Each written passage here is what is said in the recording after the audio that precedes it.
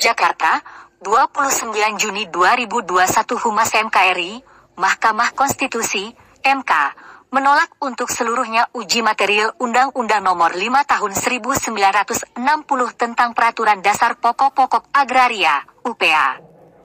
Putusan nomor 12 PU 19 2021 dibacakan oleh Ketua MK Anwar Usman yang didampingi 8 hakim konstitusi lainnya dalam sidang pengucapan putusan yang digelar pada Selasa, 29 Juni 2021. Rega Felix yang berprofesi sebagai advokat tercatat sebagai pemohon mendalilkan bahwa pasal 23 ayat 1 UPA bertentangan dengan UUD 1945.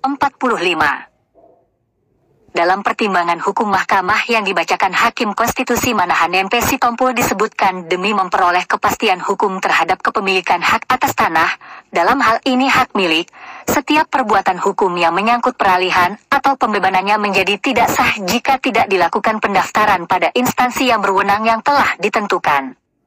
Selain itu, ketentuan tersebut juga merupakan suatu keharusan yang harus dilewati sesuai dengan proses dan prosedur yang telah ditentukan oleh peraturan perundang-undangan.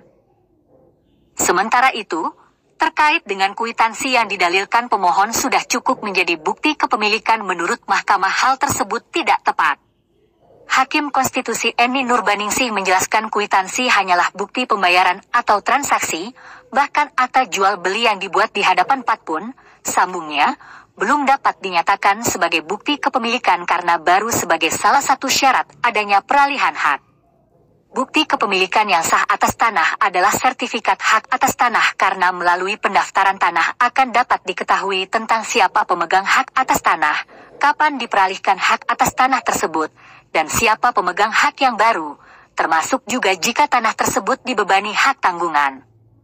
Jika kwitansi saja yang dijadikan dasar kepemilikan hak atas tanah, justru hal ini dapat mengaburkan esensi kepastian hukum kepemilikan hak atas tanah, yang pada akhirnya justru merugikan perbankan sebagai pihak yang memberikan pinjaman atau kredit.